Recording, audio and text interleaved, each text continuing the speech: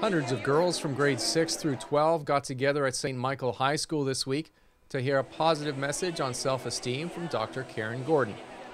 Dr. Gordon is an author and frequent contributor to Good Morning America. Number one piece of advice is to start taking action. Really think about those 3 different steps I talked about. Stop blaming, set realistic goals, and seek people to help you. And as long as you kind of really focus on those 3 steps, you will actually start seeing progress. You spent some time on the what-if mentality. Can you go into that a little bit for me? A lot of people who struggle with low self-esteem, their brain is filled with a whole bunch of what-if comments. What if I don't get this? Or I'm okay if I get this weight. I'm okay if I get this boyfriend. So their brain and their attitude, their thoughts are all driven based on conditional statements.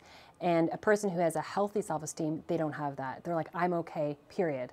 If I get this goal, it's great, but my self-worth isn't based on it. So it's a very different way of actually thinking that makes quite a significant difference. The assembly was also a chance for St. Michael to put a spotlight on fuel. The after-school program focuses on health and wellness issues faced by teenage girls. So we have yoga, Pilates, CrossFit, everything that someone would want to do, and kids can come and give us suggestions, and then we'll try and get an instructor to come and do that.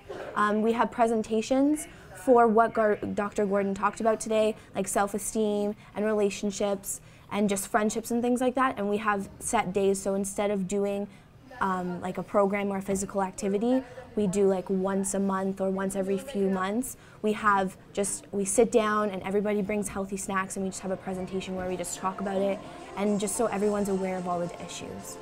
We've been running here for many years now, and it's a program that really started from nothing. And it was just several girls doing some exercises, and girls caught on to the fact that it's a safe place where they can go and they can share their stories, and they can find support networks with teachers and administrators.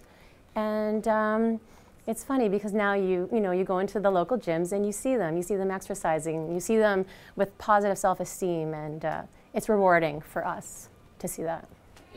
Dr. Gordon's presentation may have been modern with the use of video and Twitter, but much of her message was old school all the way.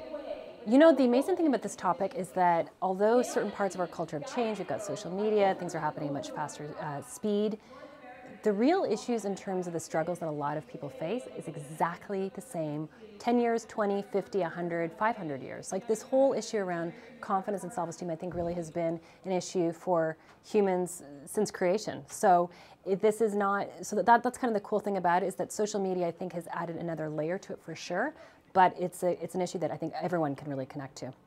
For most people, getting started may be the hardest step. What's your advice when it comes to getting started in terms of if you have a self-esteem problem? First step would really be to start talking to somebody, whether it's a nurse, a teacher, a parent. Just even start having the self-awareness going, oh my goodness, that's me. I never realized that I'm making these decisions because of my self-esteem. I think, for a lot of times when people see the presentation, a lot of times it's just that seed has now been planted.